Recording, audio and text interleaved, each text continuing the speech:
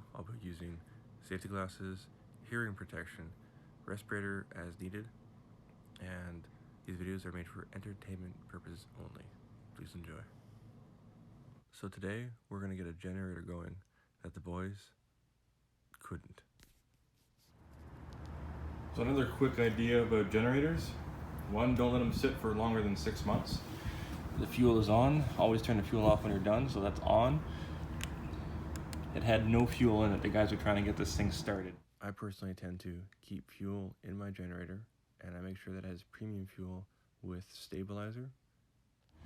And they're like, it doesn't run. I don't think they knew how to start it. And I can't even get this to prime up. That's how dry it is. So I got to prime it a little bit. That's good enough.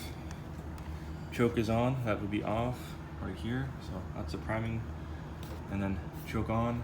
And again, don't leave it for more than 6 months without starting it, running it, having it a full cycle.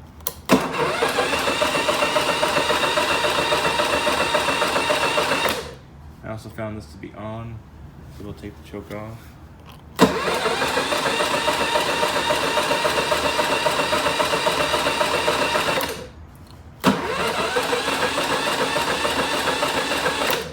Battery's like dead. They were trying to start this thing with no fuel in it. So I did here too, guys. I primed it. Primed the generator. Made sure there was fuel. I popped the screw off the bowl. Make sure there was fuel in there. So we had fuel all across. It's in the choke form. And I'm going to be checking for oil, obviously. So we'll do that now.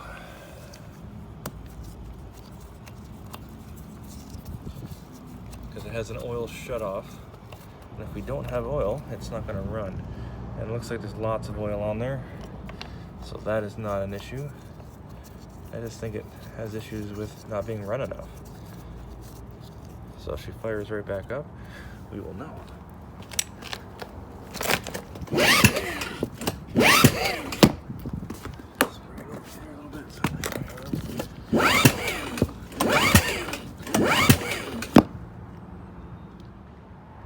Okay, so check out the spark plug, and it's wet, so that's a good sign it's getting fuel. It did run for a little bit, but obviously that's not on camera. It's a brand new spark plug. I always make sure I have spares of everything of this kind of stuff, because they're easy fixes. So we're gonna swap that in.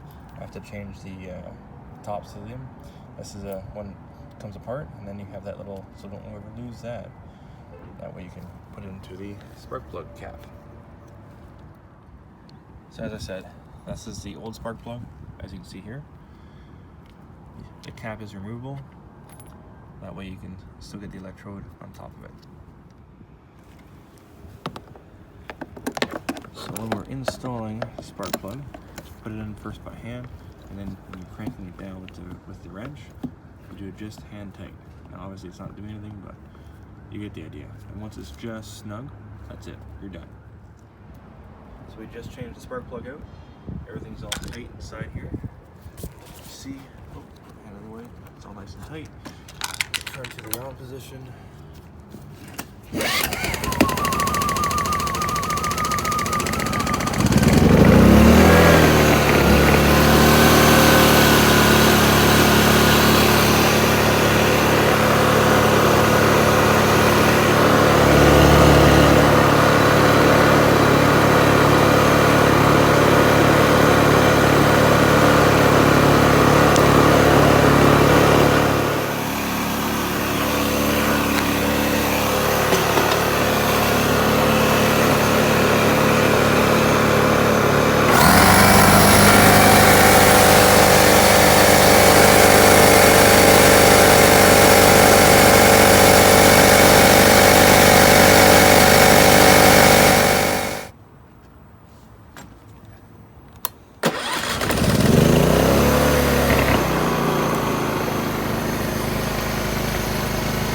So just to recap,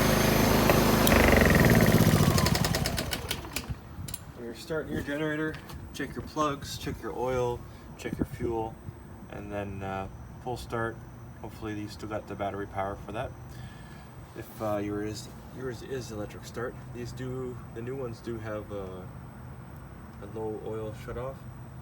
And when you're done with the generator, turn off your fuel. And what I like to do is I run it till the carburetor is empty.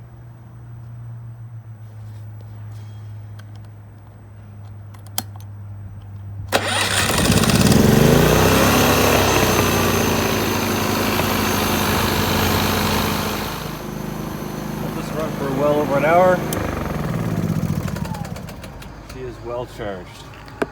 Pick it up.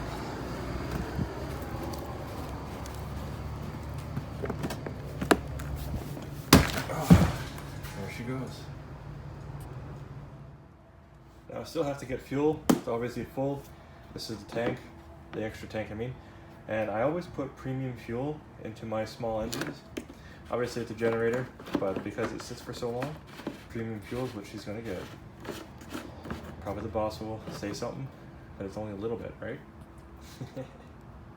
When you're running your generator, do it in an outside location that's well ventilated so that no carbon monoxide gases will build up. So that concludes our generator tips for today and tune-up. Always keep extra spark plugs if you have a gas-powered generator, and test it every 6 months. I use premium fuel with a stabilizer because it doesn't get used very much, and then during use I use regular fuel. So thanks for watching. I hope these generator tips are helpful, and yes, I know that my words are not matching up with what I'm actually saying. Be safe, and I hope you enjoyed the video.